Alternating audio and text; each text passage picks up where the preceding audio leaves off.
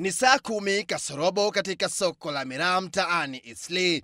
Ni hali ya mshike mshike, huku kila mmoja aking'ang'ania miraa ya siku ya leo.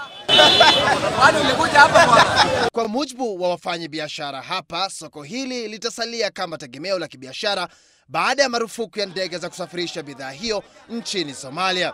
Wafanyikazi wengi walibuka wakaenda kule Somalia kufanyia kazi kule. Kwa hivyo ikifungwa ni kama kuonyesha kasi ya miraa inkufa kabisa.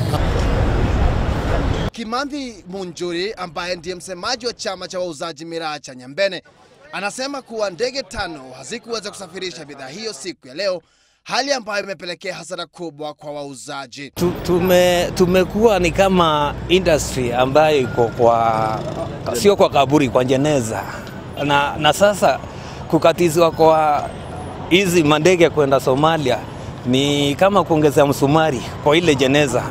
Hao watu ni kama wanataka kutuzika tu makusudi.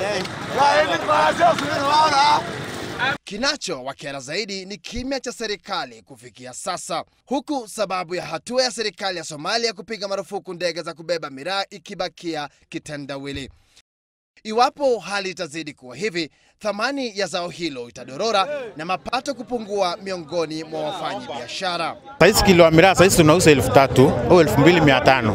Lakini baada kama wiki 2-3 mimi naona miraa itakuwa imeshuka, itakuwa imefika kama 1,500 au 1,000. Kulingana itakuwa mingi, itakuwa na market nyingine.